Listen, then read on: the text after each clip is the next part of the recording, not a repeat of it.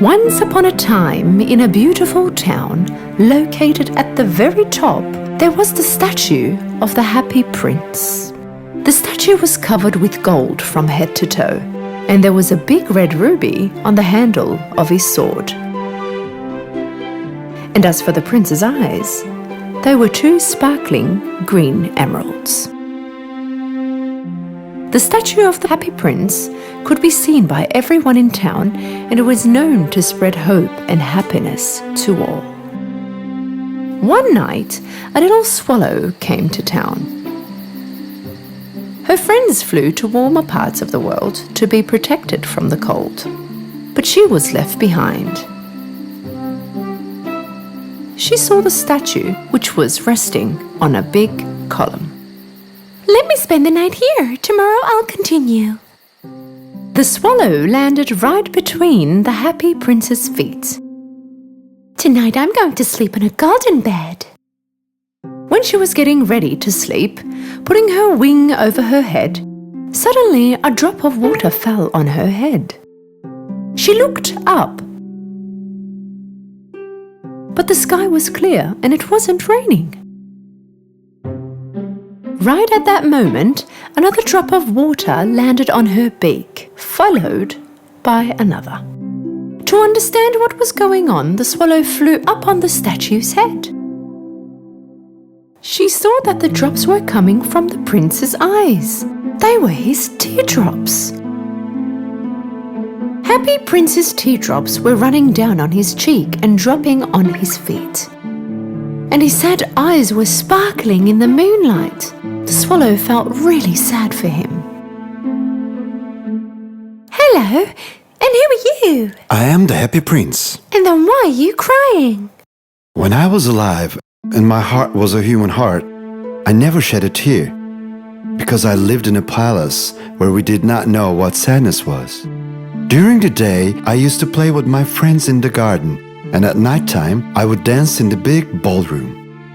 There was a big wall surrounding the garden, but I never wondered what was behind the wall.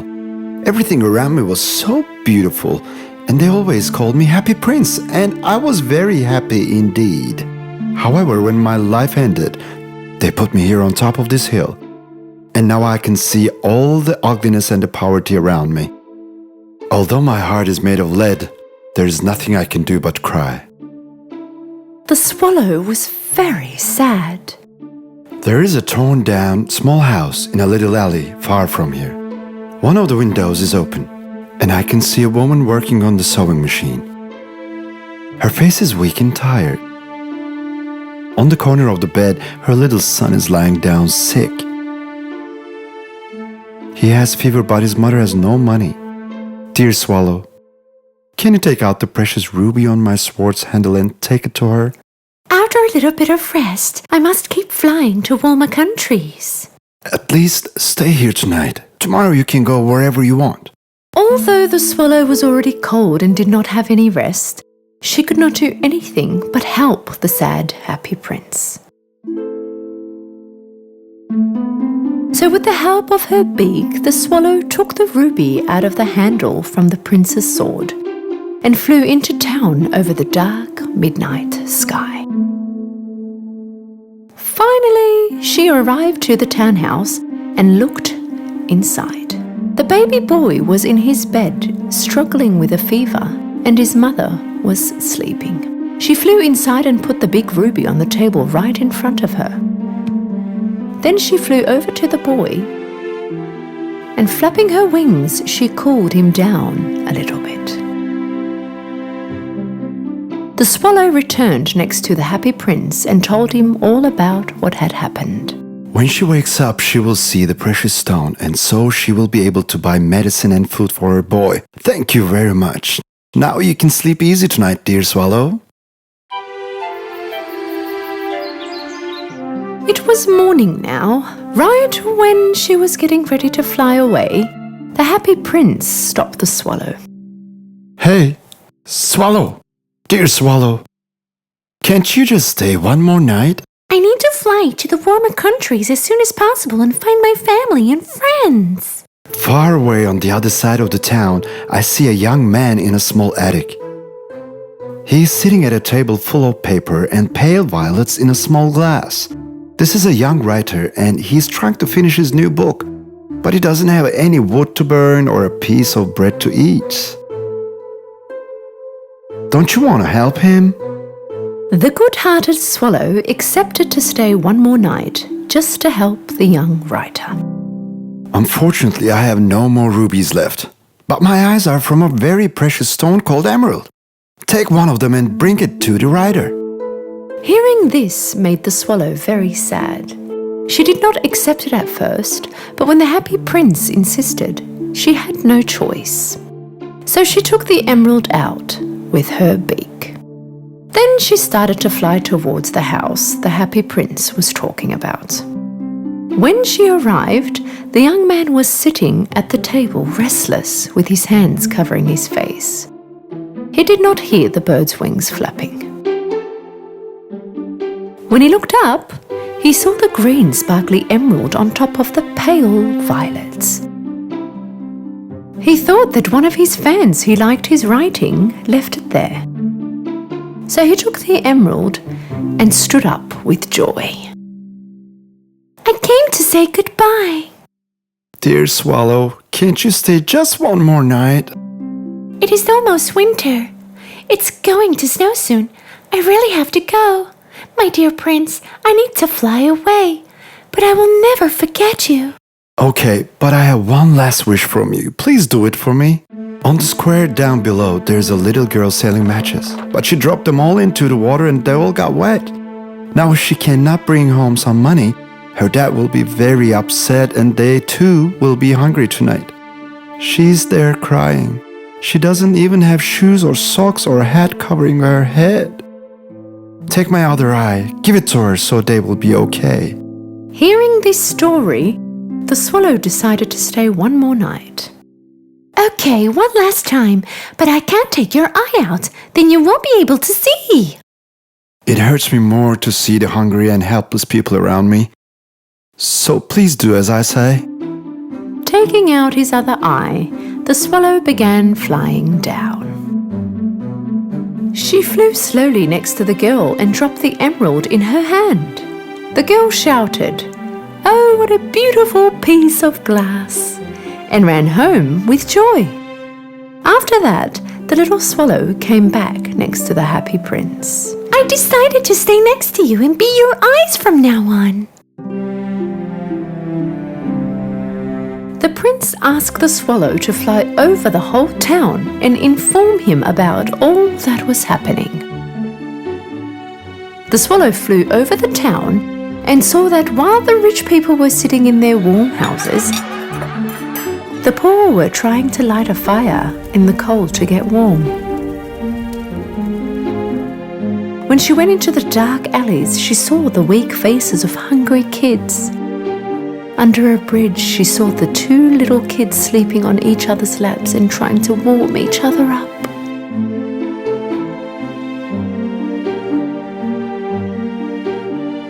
Then she went back and told all about it to the prince. I am covered with pure gold. Just peel them off and bring it to the poor.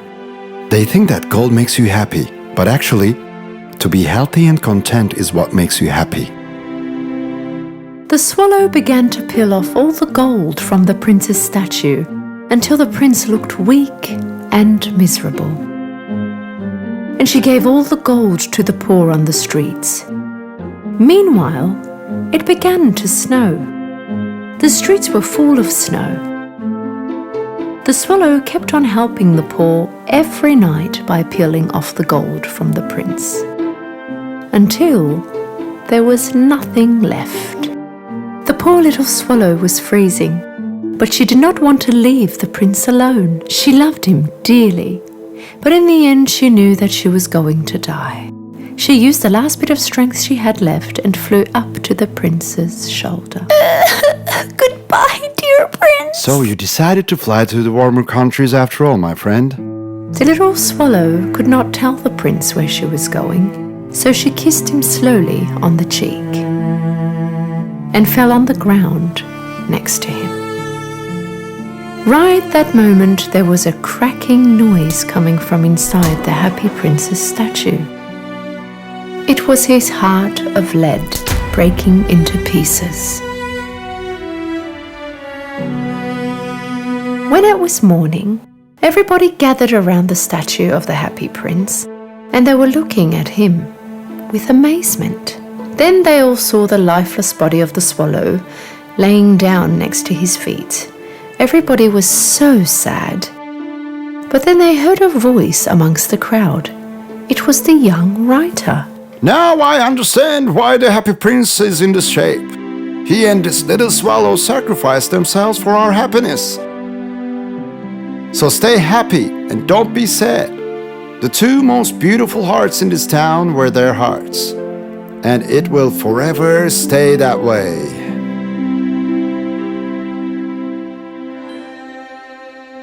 It was a cold and snowy New Year's night. The people were passing by with their warm coats, gloves and scarves. They were all in a rush to get somewhere. Some were late and rushing to get home, and some were going to a venue to celebrate the new year. Children were running around on the streets throwing snowballs to each other. Of course, they were the ones enjoying the snow the most. They were playing with each other and laughing hysterically. But on the streets, there was a girl, different than the ones that were playing. This little girl was standing in the middle of the street, watching the other kids play. She did not have a hat to protect her from the cold like others. Her clothes were light and ripped, and the slippers on her feet didn't fit her right. They were big. She was holding a box in her hands, shivering from the freezing cold. The little girl barely noticed a car coming right at her. Hey kids, stay on the side of the road, you're gonna get run over. The little girl threw herself on the sidewalk that second. But while she was running, the very big slippers on her feet flew off. When she was on the sidewalk, she turned around and looked. She saw a boy running with her slippers. "My slippers!" She yelled and ran after him, but the kid ran away fast. "Hey, stop!"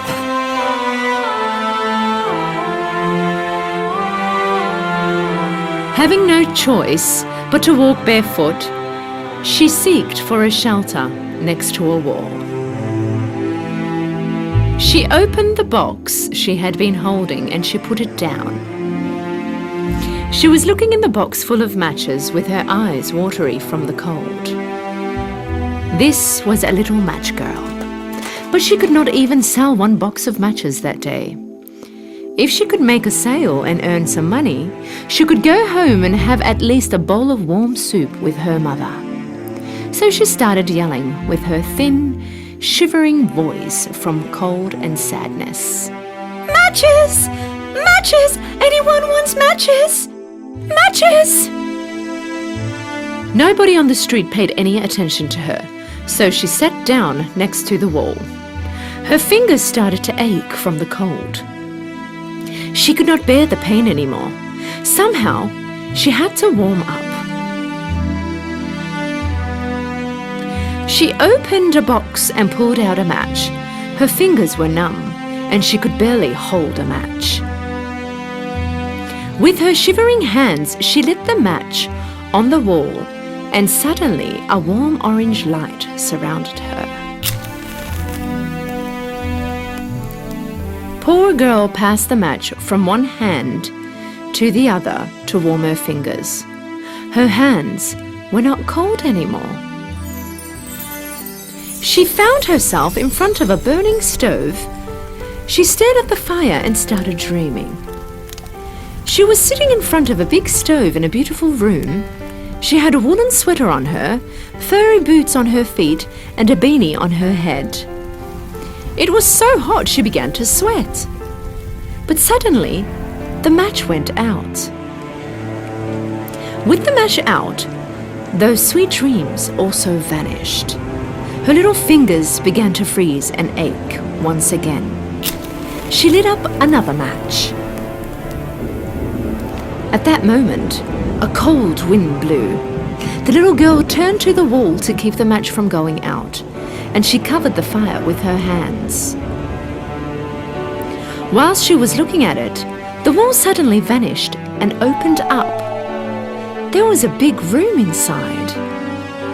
There were all sorts of food spread on a table with a white cloth, and the silver candlesticks on the table lit up the room like daylight. She stared at the table and saw that in the middle of the table there was a beautifully grilled big piece of meat.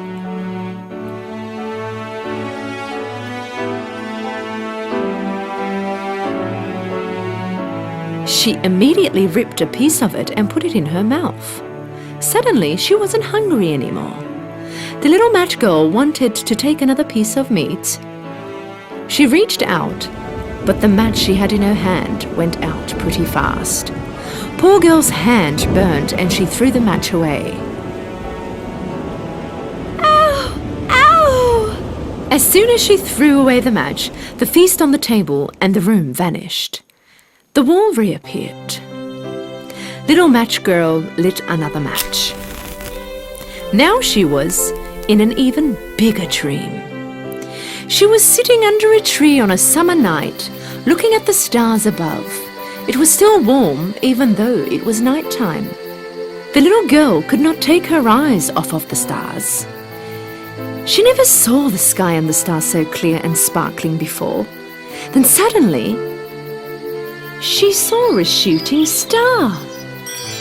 She thought to herself, "There goes another one of us flying into eternity." These are actually her grandmother's words. At that moment, she saw her grandmother appear.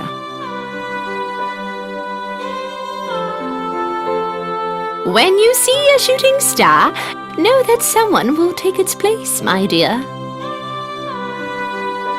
Her grandmother was visible for a brief moment, and then when she disappeared, the little match girl called after her. Grandmother, stop! Don't go! Don't go, please! I really missed you! To see her grandmother one more time, she lit up another match. She forgot how she was freezing from cold in the middle of the street and started dreaming once again. Every time she lit up a match, she felt as if she was seeing her grandmother and hearing her voice. The little girl lit up another match. Her surroundings lit up like daylight. She never saw her grandmother this beautiful before. Her loving face made her forget all the cold and bitter days she had ever been through. She did not want this moment to finish, so she lit up the final match in a hurry. Her grandmother appeared in front of her again. She reached out her arms to hold the little match girl's hand. They started to fly up into the sky together. The little girl felt a sudden relief. There was no cold or hunger anymore. At that moment, another shooting star went on by.